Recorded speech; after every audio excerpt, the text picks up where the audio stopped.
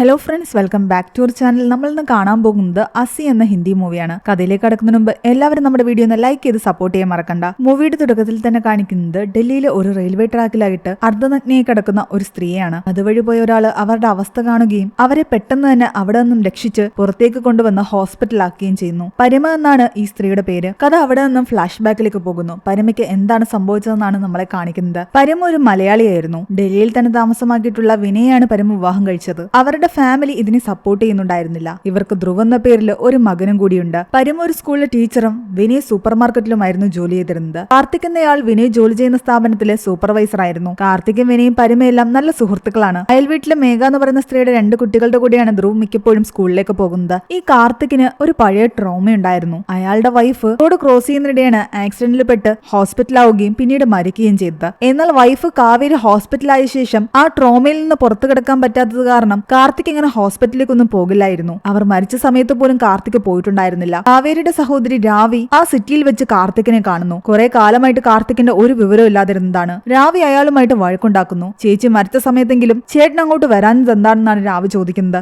മരണത്തിന് തൊട്ടു മുൻപ് പോലും കാവേരി ഒരുപാട് പ്രതീക്ഷിച്ചിട്ടുണ്ടായിരുന്നു കാർത്തിക് അവിടെ എത്തുമെന്ന്. അയാളോട് പറയാൻ ആഗ്രഹിച്ച കാര്യങ്ങളെല്ലാം കാവേരി ഒരു ഫോണിലാണ് റെക്കോർഡ് ചെയ്ത് വെച്ചിരുന്നത്. ആ ഫോൺ രാവി ആകട്ടെ കാർത്തികിന് കൊടുക്കുകയും ചെയ്യുന്നു. രാവി ഒരു വക്കീലായിരുന്നു. മരിച്ചുപോയ അവളുടെ ചേച്ചി കാവേരിയും വക്കീലായിരുന്നു. സീൻ അവിടെ നിന്നും കെട്ടായി നമ്മളെ പിന്നീട് കാണിക്കുന്നത് പരിമയാണ്. അന്ന് സ്കൂൾ വിട്ടു കഴിഞ്ഞിട്ട് അവിടെ ഒരു സാറിന്റെ ഫെയർവെൽ പാർട്ടി ഉണ്ടായിരുന്നു. പരിമയും മറ്റു ടീച്ചേഴ്സും എല്ലാം അതിൽ പങ്കെടുക്കുകയായിരുന്നു. അവളെ പിക്ക് ചെയ്യാൻ വേണ്ടിയിട്ട് വിനയ് അവിടെ വന്നപ്പോൾ അവൾ ഡാൻസ് കളിച്ച് നിൽക്കുന്നതാണ് കാണുന്നത്. എന്നാൽ പരിമ വന്ന് അവനോട് പറയുന്നുണ്ട്, ഞാൻ ബാഗ് എടുത്തിട്ട് വരാം, നമുക്ക് ഒരുമിച്ച് പോകാമെന്ന്. പക്ഷേ വിനയ് പറയുന്നു, നീ എന്തായാലും പാർട്ടി എൻജോയ് ചെയ്തുകൊണ്ടിരിക്കുകയല്ലേ, കുറച്ചു നേരം കൂടി കഴിഞ്ഞിട്ട് വന്നാൽ മതി, എനിക്ക് കുഴപ്പമൊന്നുമില്ല എന്ന്. അതും പറഞ്ഞിട്ട് വിനയ് വീട്ടിലേക്ക് പോയി. അങ്ങനെ പാർട്ടിയെല്ലാം തീർന്നിട്ടാണ് പരിമ അവിടെ നിന്ന് ഇറങ്ങുന്നത്. മെട്രോയിൽ വന്നിറങ്ങിയ ശേഷം കുറച്ചു ദൂരം അവളുടെ വീട്ടിലേക്ക് നടക്കണമായിരുന്നു. മെട്രോ സ്റ്റേഷനിൽ നിന്ന് ഇറങ്ങി അവൾ നടക്കുന്ന വഴി അവളെ ഒരു വണ്ടിയിൽ കുറച്ചു പേർ ഫോളോ ചെയ്തു വരുന്നു. പേടിച്ചുപോയ പരിമ ഓടാൻ ആരംഭിച്ചു. എന്നാൽ ആ വണ്ടി അവളുടെ മുന്നിലേക്ക് കൊണ്ടുവന്ന് നിർത്തി. സമീർ എന്ന് പറയുന്ന ഒരാളാകട്ടെ പുറത്തേക്കിറങ്ങി അവളെ പിടിച്ച് ആ വണ്ടിയിലേക്ക് കയറ്റുന്നു. അയാളുടെ കൂടെ വേറെ 4 ചെറുപ്പക്കാരും ഉണ്ടായിരുന്നു. എന്നാൽ ആ വണ്ടി ഓടിച്ചുകൊണ്ടിരുന്ന ഒരു പയ്യനാകട്ടെ, നിങ്ങൾ എന്തൊക്കെയാ കാണിക്കുന്നതെന്ന് ചോദിക്കുന്നു. ഇതെന്റെ അച്ഛന്റെ വണ്ടിയാണ്, വലിയ പ്രശ്നമാകും. പക്ഷെ അവന്റെ കൂട്ടുകാര് അതൊന്നും കേട്ടില്ല. പരിമയെ വണ്ടിയിലേക്ക് കയറ്റിയ ശേഷം അവൾ ഇട്ടിരുന്ന ബ്ലൂ സ്കേർട്ട് വലിച്ചൂരി അവർ റോഡിലേക്ക് എറിഞ്ഞിട്ടാണ് അവളെ കൊണ്ടുപോകുന്നത്. കുറെ നേരമായിട്ടും പരിമ എത്താത്തത് കാരണം ആകെ ടെൻഷനായിട്ട് വിനയ് അവളെ ഫോണിൽ കോൺടാക്ട് ചെയ്യാൻ ശ്രമിക്കുകയും അവൾ വരുന്ന വഴിയൊക്കെ പോയി നോക്കുകയും ചെയ്യുന്നുണ്ട്. അവിടെ എങ്ങും അവളെ കണ്ടില്ല. പരിമയെ തട്ടിക്കൊണ്ടുപോയ പയ്യന്മാരാകട്ടെ മത്സരിച്ച് അവളെ റേപ്പ് ചെയ്യുകയാണ്. ഏറ്റവും കൂടുതൽ നേരം ആരാണ് അവളുമായിട്ട് സെക്സിൽ ഏർപ്പെടുന്നതെന്നാണ് അവർ കൗണ്ട് ചെയ്തുകൊണ്ടിരുന്നത്. ഒരു പയ്യൻ ഇതെല്ലാം ഫോണിൽ ഷൂട്ട് ചെയ്യുന്നുണ്ടായിരുന്നു. എന്നാൽ വണ്ടി ഓടിച്ചുകൊണ്ടിരിക്കുന്ന പയ്യൻ ഇതൊക്കെ വലിയ പ്രശ്നമാകും, എന്റെ അച്ഛൻ എന്നെ വഴക്ക് പറയുന്നൊക്കെ പറയുന്നുണ്ട്. എന്നാൽ ബാക്കിയുള്ളവർ അതൊന്നും കാര്യമാക്കിയില്ല. ബഹളം ഉണ്ടാക്കിയ പരിമയുടെ മുഖത്ത് അവർ ഒരുപാട് ഇടിക്കുകയും അവളെ അവശനിലയിലാക്കുകയും ചെയ്തു. അവൾ പാതി ബോധത്തിലായിരുന്നു. അവളുടെ അടുത്തായിട്ട് ഒരു റോസിന്റെ ബൊക്കെ കിടപ്പുണ്ടായിരുന്നു. പരിമയെ കുറെ റേപ്പ് ചെയ്ത ശേഷം സമീർ എന്ന് പറയുന്ന ആളാകട്ടെ പാതി വഴിക്കിറങ്ങി. ബാക്കി 3 പയ്യന്മാര് വീണ്ടും അവളെ റേപ്പ് ചെയ്തുകൊണ്ടിരുന്നു. വണ്ടി ഒരിടത്ത് കൊണ്ടുപോയി ഒതുക്കി വണ്ടിയുടെ ഡിക്കിയിലേക്ക് അവളെ കൊണ്ടിട്ട് അവർ വീണ്ടും അവളെ റേപ്പ് ചെയ്തു. അപ്പോഴും ഡ്രൈവറായിട്ടുള്ള പയ്യൻ അതിനെ എതിർക്കുന്നുണ്ടായിരുന്നു. അവൻ മാത്രം അവളെ ഫിസിക്കലി ഒന്നും തന്നെ ചെയ്തില്ല. പക്ഷെ ആ പയ്യന്മാരെ തടുക്കാനും അവന് സാധിച്ചില്ല. കുറെ നേരം റേപ്പ് ചെയ്ത ശേഷം അർദ്ധരാത്രിയില് അവളെ കൊണ്ടുപോയി ആ റെയിൽവേ ട്രാക്കിൽ ഉപേക്ഷിച്ച ശേഷം ഈ പയ്യന്മാര് അടുത്തുള്ളൊരു കടയിലേക്ക് പോകുന്നു. അതിലൊരു പയ്യന്റെ അച്ഛൻ വിളിച്ചു പറഞ്ഞ കാരണം അവിടെ ഉണ്ടായിരുന്ന ഒരു കടയുടമ കട തുറന്ന്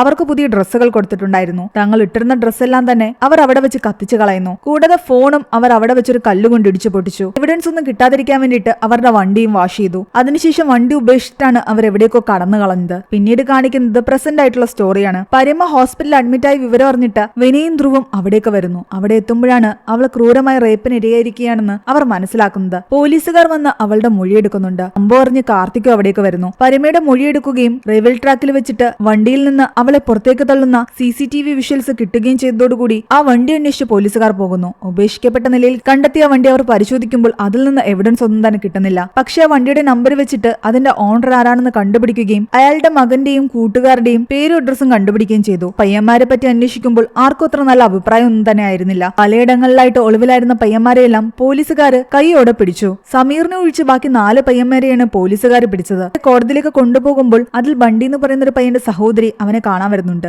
തന്റെ പെങ്ങളോട് പറയുന്നത്, ഞങ്ങൾ വിവാഹത്തിന് പോയിരുന്നതാണ്, പക്ഷെ പോകുന്ന വഴിക്ക് ഞങ്ങളുടെ വണ്ടിയും ഫോണും പേഴ്സും എല്ലാം കുറച്ച് ആൾക്കാർ വന്ന് മോഷ്ടിച്ചുകൊണ്ട് പോയി. അവന്മാര് ചെയ്ത കാര്യത്തിന് ഞങ്ങളെയാണ് ഇപ്പോൾ പോലീസ് പിടിച്ചിരിക്കുന്നതെന്ന്. അവന്റെ സഹോദരിയും അത് വിശ്വസിച്ചു. ഈ പയ്യന്മാർക്ക് വേണ്ടി വാദിക്കാൻ വന്ന വക്കീലായിരുന്നു ഇത്. വാഹനം ഓടിച്ചിരുന്ന പയ്യന്റെ അച്ഛനും ആ വാഹനത്തിന്റെ ഉടമയുമാണ് ഇയാൾ. അതിനിടയ്ക്ക് വിനയോട് ധ്രുവ് ചോദിക്കുന്നുണ്ട്, അവരെന്തിനാ എന്റെ അമ്മയോട് അങ്ങനെ ചെയ്തതെന്ന്. അത് കേട്ടതും വിനയ ഒന്ന് ഞെട്ടി. അവന്റെ അമ്മയ്ക്ക് എന്താ സംഭവിച്ചതെന്ന് കൊച്ചുകുട്ടിയായ ധ്രുവിന് മനസ്സിലായിരിക്കുന്നു. നിന്നോട് ഇതൊക്കെ ആരാ പറഞ്ഞെന്ന് ചോദിക്കുമ്പോൾ അയൽ വീട്ടിലെ സനച്ചേച്ചിയാണ് പറഞ്ഞതെന്ന് പറയുന്നു. അവൻ ദിവസവും സ്കൂളിൽ പോകുന്നത് അവരുടെ കൂടെയാണെന്ന് പറഞ്ഞിട്ടുണ്ടായിരുന്നില്ലേ? സ്കൂളിൽ പോകുന്ന ഈ കുട്ടികൾക്ക് പോലും ഈ വക കാര്യങ്ങളെല്ലാം അറിയാം. അവർ പരസ്പരം ഇതിനെപ്പറ്റി ചർച്ച ചെയ്തിരിക്കുന്നു. ഇവരൊന്നും തങ്ങൾ വിചാരിക്കുന്ന പോലെ കുട്ടികളല്ലാന്ന് വിനയ്ക്ക് മനസ്സിലായി. അവർക്ക് ഈ വക കാര്യങ്ങളെല്ലാം മനസ്സിലാക്കാൻ പറ്റുന്നുണ്ട്. വിനയ് ധ്രുവിനെ കൊണ്ട് വീട്ടിലേക്ക് പോകുന്ന സമയത്ത് കാർത്തികായിരുന്നു ഹോസ്പിറ്റലിൽ ഉണ്ടായിരുന്നത്. ആ സമയം പരിമ വല്ലാതെ പാനിക്കായപ്പോൾ അവരുടെ അടുത്തേക്ക് പോയി കുറച്ചുനേരം ഇരിക്കാൻ നേഴ്സ് വന്ന് കാർത്തികിനോട് പറയുന്നു. പാതിബോധത്തില് പരിമ പിച്ചുമ്പയും പറയുകയായിരുന്നു, തനിക്ക് വീട്ടിലേക്ക് പോകണം, ഇവിടെ കിടക്കണ്ടെന്നൊക്കെ പറഞ്ഞിട്ട്. കാർത്തികിന് പരിമയുടെ അവസ്ഥ കണ്ട് ശരിക്കും സങ്കടം തോന്നുന്നു. എത്രത്തോളം ക്രൂരത അവൾ അനുഭവിച്ചിട്ടുണ്ടെന്ന് അയാൾക്ക് മനസ്സിലായി. അയാൾ അന്ന് രാത്രി മുഴുവൻ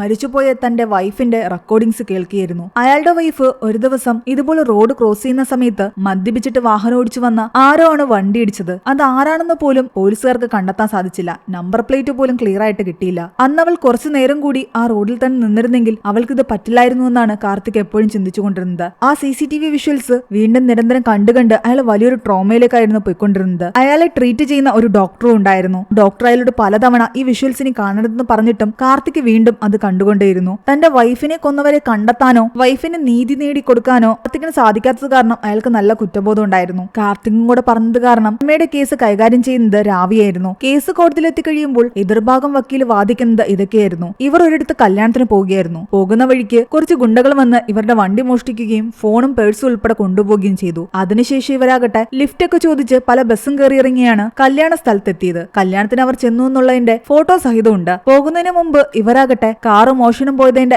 FIR കൂടി അവിടെ അടുത്തുള്ള സ്റ്റേഷനിൽ രജിസ്റ്റർ ചെയ്തിട്ടാ പോയത്. അതിന്റെ കോപ്പിയും ഇവർ കൊണ്ടുവന്ന് കാണിക്കുന്നു. എന്നാൽ ഇതെല്ലാം ഫേക്ക് ആണെന്ന് രാവിക്കറിയാം. കൂടാതെ പരിമയുടെ ശരീരത്തിൽ നിന്നും കിട്ടിയ DNA സാമ്പിളുമായിട്ട് ഈ പയ്യന്മാരുടെ സാമ്പിൾ മാച്ച് ചെയ്ത് നോക്കിയിട്ടുണ്ടായിരുന്നു. പക്ഷെ അത് മാച്ച് ആകുന്നുണ്ടായിരുന്നില്ല. അതിലും കോടതിക്ക് എന്തൊക്കെയോ സംശയങ്ങൾ തോന്നിയത് കാരണം ഒന്നുകൂടി ഇവരുടെ ടെസ്റ്റ് നടത്താൻ തീരുമാനിക്കുന്നു. ആ സാമ്പിൾ മാച്ച് ആവാത്തതിന്റെ കാര്യത്തില് പോലീസുകാർ തന്നെ എന്തൊക്കെയോ കള്ളത്തരങ്ങൾ കാട്ടിയിട്ടുണ്ടെന്ന് രാവിക്ക് തോന്നുന്നു. അത് കാരണം രാവി ആ പോലീസുകാരടുത്ത് ഇതിനെപ്പറ്റി സംസാരിക്കുന്നു. എന്നാൽ തങ്ങളൊന്നും ചെയ്തിട്ടില്ല എന്നാണ് അവർ പറയുന്നത്. ആ കൂട്ടത്തില് രാവിയുടെ ഒരു സുഹൃത്തായിട്ടുള്ള പോലീസുകാരൻ അജയ് എന്ന് പറയുന്ന ഒരാളും ഉണ്ടായിരുന്നു. അജയോട് രാവി പറയുന്നുണ്ട് മറ്റു പോലീസുകാര് എന്തെങ്കിലും കള്ളത്തരം കാണിക്കുന്നുണ്ടെങ്കിൽ അത് തന്നോട് തുറന്നു പറയണമെന്ന്. രാവി പിന്നീട് പരിമയെ കാണുന്നു. ആ ഒരു സംഭവത്തിന് ശേഷം പരിമയുടെ കാഴ്ചയ്ക്ക് കുറച്ച് പ്രശ്നങ്ങൾ ഉണ്ടായിട്ടുണ്ടായിരുന്നു. അവളുടെ നെർവിന് ഡാമേജ് സംഭവിച്ചിട്ടുണ്ട്. ഒരു 2 ആഴ്ചയെങ്കിലും കഴിഞ്ഞെങ്കിൽ അവൾ പൂർണ്ണമായിട്ട് റിക്കവർ ആവും. ക്ലിയർ ആയിട്ട് അവൾക്ക് കാണാൻ പറ്റൂ. അവൾ റിക്കവർ ആയ ശേഷം മാത്രമേ പ്രതികളുടെ ഐഡന്റിഫിക്കേഷൻ പരേഡ് നടത്താൻ പറ്റൂ. ആ സമയം നന്നായിട്ട് പ്രതികളെ നോക്കിയിട്ട് അവർ തന്നെയാണോ എന്ന് ഉറപ്പുവരുത്തണമെന്നും രാവി പരിമയോട് പറയുന്നു. 4 പ്രതികളെയും എന്തായാലും പോലീസ് കസ്റ്റഡിയിൽ വെച്ചിരിക്കുകയാണ്. എന്നാൽ ഇത് കേട്ട് പരിമ പറയുന്നുണ്ട് അവർ 4 പേരില്ല 5 പേരാണ്. ഞാൻ മൊഴി കൊടുത്ത സമയത്ത് പറഞ്ഞിട്ടുണ്ടായിരുന്നു. എന്നാൽ മൊഴികളിലെല്ലാം തന്നെ 4 പേരെന്നാണ് എഴുതിയിരിക്കുന്നതെന്ന് രാവി പറയുന്നു. കൂട്ടത്തിൽ സമീർ എന്ന് പറയുന്ന ഒരാളുണ്ടായിരുന്നു. അയാളുടെ പേര് മറ്റുള്ളവർ വിളിക്കുന്നത് താൻ കേട്ടതാണെന്ന് പരിമ പറഞ്ഞപ്പോൾ രാവി പറയുന്നുണ്ട് സമീർ എന്ന പേരുള്ള ആരും ആ പ്രതികളുടെ ലിസ്റ്റിൽ ഉണ്ടായിരുന്നില്ല എന്ന്. സമീറിന്റെ പേര് പരിമ പറഞ്ഞ സ്ഥിതിക്ക് ആ കാര്യം പോലീസിനെ രാവി അറിയിക്കുന്നു. മറ്റു പയ്യന്മാരെ ക്വസ്റ്റ്യൻ ചെയ്യുകയും ചെയ്യുന്നുണ്ട്. അവർ സമീറും തങ്ങളുടെ കൂടെ ഉണ്ടായിരുന്നു എന്ന് അവർ സമ്മതിക്കുന്നു. പോലീസുകാർക്ക് തെറ്റുപറ്റിയത് കാരണം അവർ കോടതിയിൽ മാപ്പ് പറയുന്നുണ്ട്. മൊഴിയെടുത്ത സമയത്ത് അവർ പലതും ക്ലിയർ ആയിട്ട് പറഞ്ഞിട്ടുണ്ടായിരുന്നില്ല. അതുകൊണ്ടാണ് ഞങ്ങൾക്ക് തെറ്റുപറ്റിയതെന്നാണ് അവർ കോടതിയിൽ പറയുന്നത്. 2 ആഴ്ചത്തെ സമയം രാവിയാകട്ടെ ജഡ്ജിയോട് ആവശ്യപ്പെടുന്നു. അത്രയും ദിവസം ഈ പ്രതികളെ കസ്റ്റഡിയിൽ വെക്കണം. അത് കഴിഞ്ഞിട്ടേ ഐഡന്റിഫിക്കേഷൻ പരേഡ് നടത്താൻ പറ്റൂ. എന്നാൽ അത്രയും ദിവസം വെക്കാൻ പറ്റില്ല എന്നാണ് എതിർഭാഗം വാദിക്കുന്നത്. കൂടാതെ രണ്ടാമതും DNA സാമ്പിൾ ചെക്ക് ചെയ്തപ്പോൾ അത് മാച്ച് ആകുന്നില്ലെന്നാണ് പറയുന്നത്. അവിടെ എന്തൊക്കെയോ തിരുമറി നടന്നിട്ടുണ്ടെന്ന് രാവി പറയുന്നു. എന്നാൽ ഈ പയ്യന്മാരെ കല്യാണത്തിന് പോയിരിക്കുകയാണെന്ന് പറഞ്ഞിട്ട് എതിർഭാഗം വക്കീൽ കൊണ്ടുവന്ന എല്ലാ തെളിവുകളും കുറച്ച് സ്ട്രോങ് ആയതുകൊണ്ട് ജഡ്ജി രാവിയോട് എന്തെങ്കിലും തെളിവ് കൊണ്ടുവരാനാണ് പറയുന്നത്. രാവി എതിർഭാഗം വക്കീലിനെ ചോദ്യം ചെയ്യുന്നു. കാറ് മോഷണം പോയ സമയത്ത് ഇവർ FIR രജിസ്റ്റർ ചെയ്യാൻ പോലീസ് സ്റ്റേഷനിൽ പോയെന്ന് പറഞ്ഞിരുന്നല്ലോ. ആ പോലീസ് സ്റ്റേഷന്റെ ഫൂട്ടേജ് എടുക്കാനാണ് രാവി പറയുന്നത്. എന്നാൽ പോലീസ് സ്റ്റേഷനിലെ CCTV കൈകാര്യം ചെയ്യുന്ന ആൾ ലീവാണ്. അയാൾ വന്നെങ്കിൽ മാത്രമേ ഫൂട്ടേജ് കിട്ടുന്നൊക്കെ ഈ എതിർഭാഗം വക്കീൽ പറയുന്നു. കോടതി കുറച്ച് സമയം അതിന് അനുവദിച്ചു കൊടുക്കുന്നു. പക്ഷെ അതുവരെ ഈ പയ്യന്മാർക്ക് ജാമ്യം അനുവദിച്ചു കൊടുത്തു. ആ കാറിന്റെ ഉടമയാകട്ടെ അയാളുടെ മകനെയും കൂട്ടി നേരെ പോകുന്നത് അയാളുടെ വീട്ടിലേക്കാണ്. അയാളുടെ ഇളയ മകളുടെ വിവാഹ ചടങ്ങുകൾ നടക്കുകയായിരുന്നു. അതിന്റെ ഇടയ്ക്കാണ് അയാളുടെ മകൻ ഈ വക കേസിൽ പോയി പെട്ടിരിക്കുന്നത്. അതിന് അയാൾക്ക് നല്ല ദേഷ്യം ഉണ്ടായിരുന്നു. വീട്ടിലെത്തിയ അയാളാകട്ടെ അവനെ കുറെ വഴക്ക് പറയുകയും നീ ഇങ്ങനെയൊക്കെ കാണിക്കുന്നതിലും ഭേദം എന്നെ കൊന്നു കളയുന്നതാണെന്ന് പറയുകയും ചെയ്തു. അയാളുടെ കയ്യിൽ ഒരു തോക്കും ഉണ്ടായിരുന്നു. അതെടുത്ത് അവന്റെ കയ്യിൽ കൊടുക്കുന്നു. ഇത് കണ്ടുകൊണ്ടാണ് അയാളുടെ വൈഫ് അവിടേക്ക് വരുന്നത്. തന്റെ മകൻ ചെയ്ത കാര്യങ്ങളൊക്കെ അറിഞ്ഞതും അവരെ ഞെട്ടിത്തെരിച്ചിരിക്കുകയായിരുന്നു. എന്നാൽ അവൻ പറയുന്നുണ്ട് ഞാൻ വണ്ടി ഓടിച്ചതേ ഉള്ളൂ, വേറൊന്നും ചെയ്തിട്ടില്ല എന്ന്. ബാക്കിയൊക്കെ എന്റെ ഫ്രണ്ട്സാ ചെയ്തതെന്ന്. എന്തൊക്കെയാണെങ്കിലും നീ ആ സമയത്ത് ആ വണ്ടിയിൽ നിന്ന് ഇറങ്ങി പോയില്ലല്ലോ, അവരുടെ കൂടെ അവിടെ തന്നെ നിന്നതല്ലേ, അത് തന്നെ നീ ചെയ്ത തെറ്റെന്ന് അയാൾ പറയുന്നു. പക്ഷെ ഈ കാര്യങ്ങളൊന്നും പുറത്തറിയാൻ പാടില്ല എന്നും ഈ വിവാഹത്തിന് ഒരു കുഴപ്പം ഉണ്ടാകാൻ പാടില്ല എന്നും അയാളുടെ വൈഫ് പറയുന്നുണ്ട്. വണ്ടി മോഷണം പോയിട്ടില്ല എന്നും ഈ പയ്യന്മാര് FIR ഒന്നും രജിസ്റ്റർ ചെയ്തിട്ടില്ല എന്നും അവന്റെ അച്ഛൻ അറിയാം. കാരണം അയാൾ തന്നെയായിരുന്നു ഇവരെ രക്ഷിക്കാൻ വേണ്ടിയിട്ട് അങ്ങനത്തെ തെളിവുകളൊക്കെ ഉണ്ടാക്കിയത്.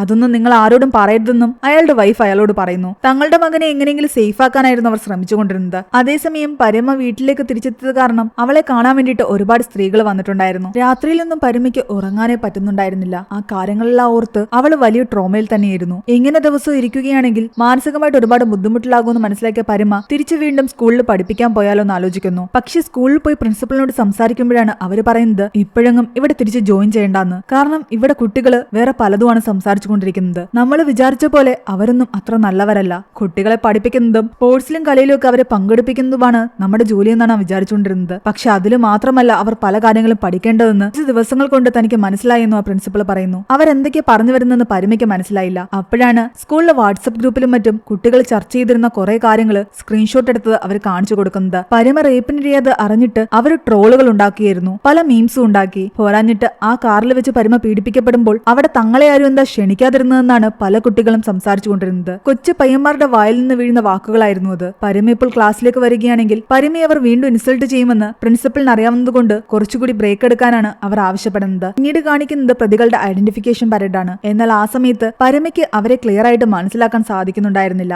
ഓരോ ആൾക്കാരെയും വേറെ ആൾക്കാരെ പോലെയാണ് അവൾക്ക് തോന്നിക്കൊണ്ടിരുന്നത്. ഇവരാണോ എന്ന് തനിക്ക് ഉറപ്പിച്ച് പറയാൻ പറ്റുന്നില്ല എന്ന് അവൾ പറഞ്ഞതോടുകൂടി എതിർഭാഗം അത് മുതലെടുക്കുന്നു. കേസ് വീണ്ടും അടുത്ത ദിവസത്തേക്ക് മാറ്റിവെച്ചുകൊണ്ടേയിരുന്നു. പക്ഷെ ഒരു ദിവസം രാത്രി പരിമയെ റേപ്പ് ചെയ്ത ഹാരി എന്ന് പറയുന്ന ഒരു പയ്യനെ ആരോ ഫോളോ ചെയ്തു പോവുകയും അവന്റെ കാറിൽ കയറിയിരുന്ന് ഒരു തോക്കെടുത്ത് അവന്റെ തലയ്ക്ക് നേരെ ചൂണ്ടി വണ്ടി ഓടിക്കാൻ പറയുകയും ചെയ്തു. പരിമയെ എവിടെയാണ് ഇവർ കൊണ്ടുപോയിട്ടിരുന്നത് ആ റെയിൽവേ ട്രാക്കിലേക്കായിരുന്നു അയാൾ അവനെ കൊണ്ടുപോയത്. അവിടെ വെച്ച് അയാൾ ഒരു കുട നിവർത്തി പുറത്തേക്ക് ഇറങ്ങുകയും അവനെ ഷൂട്ട് ചെയ്ത് ആ റെയിൽവേ ട്രാക്കിൽ ഇടുകയും ചെയ്തു. CCTV ഫുട്ടേജിലൊന്നും തന്നെ അയാളുടെ മുഖം വ്യക്തമായിരുന്നില്ല. ഈ ഒരു ന്യൂസ് നിമിഷ നേരം കൊണ്ട് എല്ലാ മീഡിയ ഏറ്റെടുത്തു. ബണ്ടിയുടെ സഹോദരി ഇതറിഞ്ഞിട്ട് അവന്റെ അടുത്ത് വന്ന് പറയുന്നുണ്ട് എന്റെ കൂടെ ഉണ്ടായിരുന്ന ഹാരി ആരോ കൊന്നുവെന്ന്. അപ്പോൾ ഈ കേസിൽ എന്തെങ്കിലും സത്യം ഉണ്ടാകും. അവനൊരു തെറ്റും ചെയ്തിട്ടില്ലെങ്കിൽ അവനെ എന്തിനാണ് ആരെങ്കിലും പോയി കൊല്ലുന്നത്? ശരിക്കും നിങ്ങൾ എല്ലാവരും ചേർന്നിട്ടാണോ സ്ത്രീയെ റേപ്പ് ചെയ്തതെന്ന് അവൾ ചോദിക്കുമ്പോൾ ബണ്ടി ഒന്നും മിണ്ടുന്നുണ്ടായിരുന്നില്ല. എന്റെ തലയിൽ തൊട്ട് സത്യം ചെയ്യാൻ ആ പെൺകുട്ടി പറഞ്ഞതും അവൻ മിണ്ടാതെ തന്നെ ഇരിക്കുകയായിരുന്നു. അതോടെ അവൾക്ക് മനസ്സിലായി എന്റെ സഹോദരനും ഈ ഒരു ക്രൈമിൽ പങ്കാളിയാണെന്ന്. ജനങ്ങളെല്ലാം അംബ്രല്ല മാൻ എന്ന് ആ കില്ലറിനെ വിളിക്കാൻ തുടങ്ങി. കോടതിയിൽ നിന്ന് ലഭിക്കാത്ത നീതി അയാളിലൂടെ പരിമയ്ക്ക് ലഭിക്കുമെന്നാണ് എല്ലാവരും പറഞ്ഞുകൊണ്ടിരുന്നത്. ഇതോടെ ബാക്കിയുള്ള പയ്യന്മാരെല്ലാം നല്ല പേടിയിലായിരുന്നു. അവരും എപ്പോ വേണമെങ്കിലും കൊല്ലപ്പെടാം. പ്രതികളെ അംബ്രല്ല മാൻ കൊല്ലാൻ സാധ്യതയുള്ളതുകൊണ്ട് അവരെന്നും കോടതിയിൽ ഹാജരാകുന്നത് ഒഴിവാക്കാൻ പറ്റുമെന്ന് ജഡ്ജിയോട് ചോദിച്ചെങ്കിലും ജഡ്ജി അത് അനുവദിക്കുന്നില്ല. ബെയിലിന്റെ സമയത്ത് എല്ലാ ഹിയറിംഗിനും അവർ ഹാജരാകണമെന്ന് നേരത്തെ തന്നെ പറഞ്ഞിട്ടുള്ളതായിരുന്നു. അവർ മോഷണം പോയി എന്ന് പറഞ്ഞിട്ട് അവർ FIR രജിസ്റ്റർ ചെയ്യാൻ പോയിരുന്നു എന്ന് പറഞ്ഞിരുന്നില്ലേ? ആ സമയത്ത് പോലീസ് സ്റ്റേഷനിലെ ഫൂട്ടേജ് ഹാജരാക്കാൻ പറഞ്ഞപ്പോൾ അവിടുത്തെ പോലീസുകാരൻ വന്ന് പറയുന്നത് ടൈമിൽ എന്തോ വർക്ക് നടക്കുന്നത് കാരണം കറണ്ട് എല്ലാം കട്ട് ചെയ്തിരുന്നു എന്നതാണ്. അതുകൊണ്ട് CCTVയും വർക്ക് ചെയ്തില്ല. FIR കൊടുക്കാൻ അവർ വന്ന സമയത്ത് ഫൂട്ടേജ് ഇല്ലാന്നും പറയുന്നു. തങ്ങൾക്ക് അനുകൂലമായിട്ട് എന്തെങ്കിലും തെളിവ് കിട്ടുമെന്ന് അറിയാൻ വേണ്ടിയിട്ട് സഞ്ജയ് എന്ന് പറയുന്ന പോലീസുകാരന്റെ കൂടെ രാവി അവർ കാർ ഉപേക്ഷിച്ചിട്ട് പോയ സ്ഥലമെല്ലാം അന്വേഷിക്കുന്നു. അവിടെ പലരോടും ചോദിച്ചപ്പോൾ ഈ പയ്യന്മാര് അവിടെ എന്തോ കത്തിച്ചു എന്ന് പലരും മൊഴി കൊടുക്കുന്നു. രാവിക്ക് മനസ്സിലായി അവർ മിക്കവാറും ഡ്രസ്സായിരിക്കും കത്തിച്ച് കളഞ്ഞതെന്ന്. കൂടാതെ ആ പയ്യന്മാരിൽ ഒരാളുടെ അച്ഛൻ ഇവിടെ അടുത്തുള്ളൊരു കടക്കാരനെ വിളിച്ചിട്ട് അർദ്ധരാത്രിയിൽ കട തുറന്നു കൊടുക്കാൻ പറഞ്ഞിട്ടുണ്ടായിരുന്നു. അവരിവിടെ നിന്നും വേറെ ഡ്രസ്സ് മാറി പോയിട്ടുണ്ടാകും. ആ കടക്കാരനെയും നന്നായിട്ടൊന്ന് ഇവർ ചോദ്യം ചെയ്യാൻ തീരുമാനിച്ചു. അതിനിടയ്ക്ക് എതിർഭാഗം വക്കീൽ ഒരു ഓഫറുമായിട്ട് രാവിയുടെ അടുത്ത് വരുന്നു. ആ വണ്ടി ഓടിച്ച പയ്യന്റെ അച്ഛനായിരുന്നു രാവി വിളിപ്പിച്ചത്. ആ പയ്യൻ മറ്റുള്ളവർക്കെതിരെ മൊഴി കൊടുക്കാൻ തയ്യാറാണ്. അവൻ വണ്ടി ഓടിച്ചു എന്നൊരു തെറ്റ് മാത്രമേ ചെയ്തിട്ടുള്ളൂ, അല്ലാതെ പരിമയെ റേപ്പ് ചെയ്തിട്ടില്ല.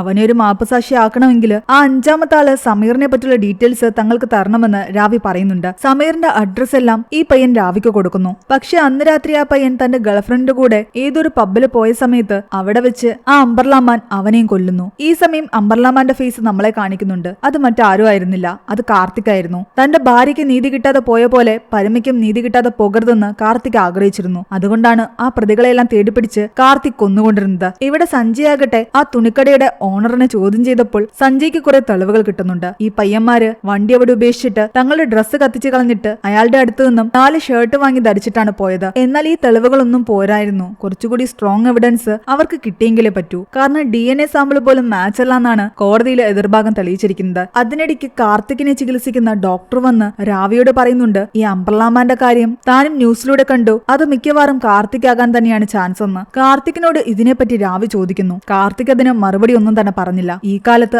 ആർക്ക് വേണമെങ്കിലും ഒരു അംബ്രല ഉണ്ടെങ്കിൽ ആരെ വേണമെങ്കിലും കൊല്ലാം. റേപ്പിന് റിവെഞ്ച് എടുക്കാൻ വേണ്ടിയിട്ട് റേപ്പ് ചെയ്ത ആൾക്കാരെ കൊല്ലുന്നു. അവര് മരിച്ചത് കാരണം അവരുടെ കൊലയ്ക്ക് റിവെഞ്ച് എടുക്കാൻ വേണ്ടിയിട്ട് അവരുടെ വീട്ടുകാര് വേണമെങ്കിൽ ഈ കൊന്ന ആളുടെ സഹോദരിയെ റേപ്പ് ചെയ്യാം. ഇതിങ്ങനെ തുടർന്നുകൊണ്ടേയിരിക്കും, അങ്ങോട്ടും ഇങ്ങോട്ടും റിവെഞ്ച് എടുത്തുകൊണ്ടേയിരിക്കും. പിന്നെ ഇവിടെ കോടതിയും ശിക്ഷയൊക്കെ എന്തിനാണെന്ന് രാവി ചോദിക്കുന്നു. അതിനൊന്നും കാർത്തിക് മറുപടി പറഞ്ഞില്ല. പിന്നീട് രാവിയാകട്ടെ ആ സമീറിന്റെ വീട്ടിലേക്ക് പോകുന്നു. സമീറിനെ കണ്ടുപിടിക്കാൻ വേണ്ടിയിട്ട് സമീറിന്റെ വൈഫിനോട് ഹെൽപ്പ് ചോദിക്കുന്നു. സമീറിന്റെ വൈഫും സമീറിന്റെ മകളും അതിന് സഹായിക്കാൻ തയ്യാറായിരുന്നു. കാരണം സമീറിനെ കൊണ്ട് അവർക്കും എന്തൊക്കെയോ പ്രശ്നങ്ങൾ ഉണ്ടായിട്ടുണ്ട്. അങ്ങനെ സമീർ എവിടെ ഉണ്ടാകുമെന്ന് ഇവരിലൂടെ അറിവ് കിട്ടിയതും പോലീസുകാര് അയാളെ കൈയോടെ പോയി പിടിക്കുന്നു. പരമയെ പോലെ ഒരുപാട് പെൺകുട്ടികള് റേപ്പിനിരയായിട്ട് ആ കോടതിയിൽ കേസുമായിട്ട് വന്നിട്ടുണ്ടായിരുന്നു. പരമ റേപ്പിനിരയായ ദിവസം 80 പേരായിരുന്നു റേപ്പിനിരയായത്. കേസിന്റെ അടുത്ത ഹിയറിംഗിന് പരമ ഉണ്ടായിരുന്നു. മുഖം മറച്ചു നിന്നാണ് അവൾ സംസാരിക്കുന്നത്. എതിർഭാഗം വക്കീല് അന്ന് നടന്ന സംഭവങ്ങളെ പറ്റി അവളോട് കുറെ ക്വസ്റ്റ്യൻസ് ചോദിക്കുന്നുണ്ട്. അവൾ സ്കൂളിൽ നിന്ന് എന്തുകൊണ്ട് താമസിച്ചിറങ്ങി, നിങ്ങളുടെ പാവാട പയ്യന്മാര് വലിച്ചു പൊട്ടിച്ചതാണെങ്കിൽ അത് കീറിയ രീതിയിൽ ഒന്നും തന്നെയല്ലോ പോലീസുകാർക്ക് കിട്ടിയത്.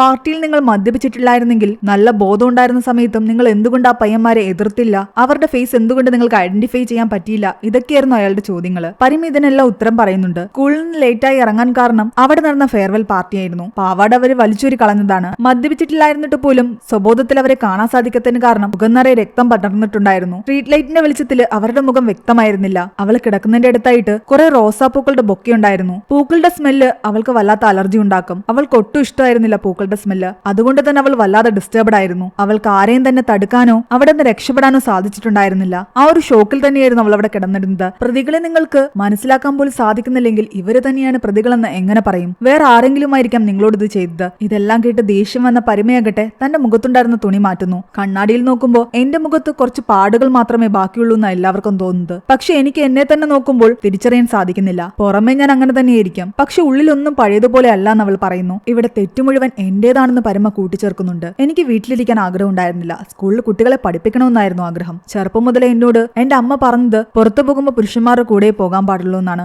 രാത്രിയിൽ ഒറ്റയ്ക്ക് പോകാൻ പാടില്ല എന്ന് പറഞ്ഞിട്ടുണ്ടായിരുന്നു. ഞാനിതൊന്നും കേൾക്കാത്തത് കൊണ്ടായിരിക്കാം എനിക്കിതെല്ലാം സംഭവിച്ചത്. എന്റെ സ്റ്റുഡന്റ് ആയിട്ടുള്ള 9 വയസ്സുള്ള പയ്യൻ പോലും എന്നെ കുറിച്ച് പറയുന്നത് എനിക്ക് റേപ്പ് നടന്ന സമയത്ത് ആ കാറിലേക്ക് എന്നെ ഇൻവൈറ്റ് ചെയ്യാതിരുന്നത് എന്തുകൊണ്ടാണെന്നാണ്. കൊച്ചു കുട്ടികൾ പോലും ഇങ്ങനെയാണ് ചിന്തിക്കുന്നത്. അന്നത്തെ വാദം കഴിഞ്ഞിട്ട് കേസ് വീണ്ടും അടുത്ത ദിവസത്തേക്ക് മാറ്റിവെച്ചു. രാവി ഇങ്ങനൊരു കേസ് ഏറ്റെടുത്ത് നടത്തുന്നത് കാരണം പല ആൾക്കാരും രാവിക്ക് എതിരായിരുന്നു. ആ പയ്യന്മാരെല്ലാം നിരപരാധികളാണെന്നാണ് പലരും വിശ്വസിച്ചിരുന്നത്. ഇപ്പോൾ ആരും പരമയ്ക്ക് സംഭവിച്ചതിനെ പറ്റി ചിന്തിക്കുന്നതിനേക്കാൾ കൂടുതൽ ആ അംബർലാമൻ നടത്തുന്ന കൊലപാതകത്തെ പറ്റിയുള്ള ചർച്ചയായിരുന്നു. പല ആൾക്കാരും തങ്ങൾക്ക് ദേഷ്യമുള്ള ആൾക്കാരെ ഇങ്ങനെ കൊടചൂടി പോയി കൊല്ലാനും തുടങ്ങിയിരുന്നു നഗരത്തിൽ. ഇതൊന്നും പോരാഞ്ഞിട്ട് ചിലരൊക്കെ രാവിയുടെ മുഖത്ത് വന്ന് ഇങ്കൊഴിക്കാനും തുടങ്ങി. അവൾ കേസിന്റെ ഹിയറിംഗിന് വന്നപ്പോഴായിരുന്നു ഇതൊക്കെ സംഭവിച്ചത്. എന്നാൽ ആ മുഖം തുടയ്ക്കാതെ തന്നെ അവൾ ഹിയറിംഗിന് വേണ്ടി കോടതിക്കുള്ളിലേക്ക് കയറി. പയ്യന്മാരുടെ കള്ളത്തരങ്ങളെല്ലാം രാവി കണ്ടെത്തിയിട്ടുണ്ടായിരുന്നു. ഈ പയ്യന്മാര് പറഞ്ഞിരിക്കുന്നത് അവർ കല്യാണത്തിന് പോകാൻ വേണ്ടി ഇറങ്ങിയപ്പോൾ അവരുടെ വണ്ടി എവിടെ നിന്നോ മോഷണം പോയി എന്നാണ്. എന്നിട്ട് FIR കൊടുത്തു എന്ന് ഇവർ പറയുന്നുണ്ട്. പക്ഷെ ആ FIR കൊടുക്കാൻ അവർ പോയതിന്റെ CCTV വിഷ്വൽസ് ഇല്ല. കാറ് മോഷണം പോയിട്ടും അവർ ലിഫ്റ്റ് ഒക്കെ ചോദിച്ച് കല്യാണത്തിനെത്തി. കല്യാണം രാത്രിയിലായിരുന്നു. പക്ഷെ കല്യാണം നടക്കുന്ന സമയത്തുള്ള ഫോട്ടോസിലൊന്നും അവരുണ്ടായിരുന്നില്ല. കല്യാണത്തിന് ശേഷം എടുത്ത ഫോട്ടോസിലായിരുന്നു അവരുണ്ടായിരുന്നത്.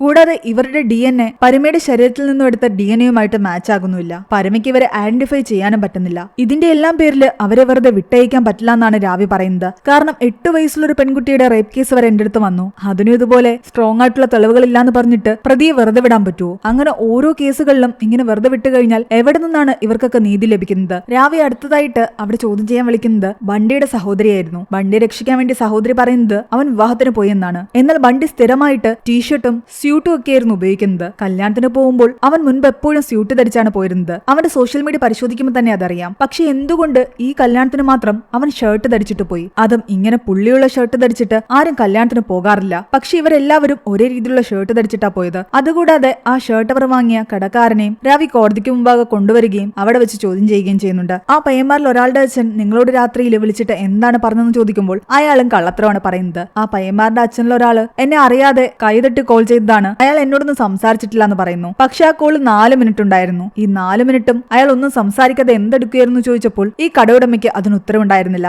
എതിർഭാഗം ഇതെല്ലാം ഒരു കോയിൻസിഡൻസ് ആണെന്നാണ് പറയുന്നത്. രാവി അടുത്തതായിട്ട് DNA സാമ്പിൾ ശേഖരിച്ചു വെച്ചിരുന്ന സ്ഥലത്തിന്റെ സെക്യൂരിറ്റിയെ വിളിക്കുന്നു. അയാൾ പറയുന്നത് ആ DNA സാമ്പിൾ അവിടെ നിന്നും ആരും മാറ്റാനോ അത് എടുത്തുകൊണ്ട് പോകാനോ ഒന്നും പറ്റില്ല എന്നാണ്. പക്ഷെ അജയ് മൊഴി കൊടുക്കുന്നത് ആ DNA സാമ്പിൾ അവിടെ പോലീസുകാർ തന്നെ ചേഞ്ച് ചെയ്തിട്ടുണ്ടെന്നാണ്. പരമയുടെ ശരീരത്തിൽ നിന്ന് കിട്ടിയ DNA സാമ്പിൾ ഇനി ഒരിക്കലും കിട്ടില്ല, അതെല്ലാം അവർ മാറ്റിയിട്ടുണ്ട്. അതുകൊണ്ടാണ് ഈ പയ്യന്മാരുടെ സാമ്പിളുമായിട്ട് അത് മാച്ച് ആകാത്തത്. നിങ്ങൾ ഈ പറയുന്നതിന് എന്തെങ്കിലും തെളിവുണ്ടോന്ന് ജഡ്ജി ചോദിക്കുമ്പോൾ തെളിവൊന്നുമില്ല, പക്ഷെ അവിടെ അങ്ങനെ നടന്നിട്ടുണ്ടെന്ന് തനിക്ക് അറിയാമെന്നും അതിൽ പല ഉദ്യോഗസ്ഥർക്കും പങ്കുണ്ടെന്നും അജയ് പറയുന്നു. തെളിവുകളില്ലാത്തതിന്റെ പേരിൽ ഇതും കള്ളമാണെന്ന് കോടതി വിശ്വസിക്കുന്നെങ്കിൽ വിശ്വസിച്ചോ, തനിക്ക് പ്രശ്നമില്ലെന്നാണ് അജയ് പറയുന്നത്. ജഡ്ജിക്ക് പലതും മനസ്സിലാക്കാൻ തുടങ്ങി. ഇവിടെ എതിർഭാഗം കൊണ്ടുവരുന്നത് മുഴുവൻ കള്ള തെളിവുകളായിരുന്നു. കേസ് വീണ്ടും അടുത്ത ദിവസത്തേക്ക് മാറ്റിവെക്കുന്നു. അതിനിടെ കാർത്തികിനോട് ആ ഡോക്ടർ പറയുന്നുണ്ട്, നീ ചെയ്യുന്നതൊക്കെ എനിക്കറിയാം, പക്ഷെ കൊല ചെയ്യുന്നത് ഒരിക്കലും നല്ലതല്ല എന്ന്. ശരിക്കും കാർത്തികിന്റെ മനസ്സിലെ കുറ്റബോധമാണ് അയാളെ കൊണ്ട് ഇതെല്ലാം ചെയ്യിപ്പിക്കുന്നതെന്ന് ഡോക്ടർക്കും അറിയാം. പിറ്റേന്നത്തെ ഹിയറിംഗിന് ആ കേസ് കേൾക്കാൻ വേണ്ടിയിട്ട് കുറേയധികം സ്കൂൾ കുട്ടികളെയും രാവി കൊണ്ടുവന്നിട്ടുണ്ടായിരുന്നു. ഇവരൊന്നും നമ്മൾ വിചാരിക്കുന്ന പോലെ കുട്ടികളല്ലാന്നും ഇവർക്കൊക്കെ എല്ലാം മനസ്സിലാകുമെന്നും രാവി പറയുന്നു. അതുകൊണ്ട് ഇതെല്ലാം ഇവരും കണ്ടിരിക്കേണ്ടതാണ്. അന്ന് രാവി കൊണ്ടുവരുന്നത് സമീറിന്റെ ഫാമിലി ആയിരുന്നു.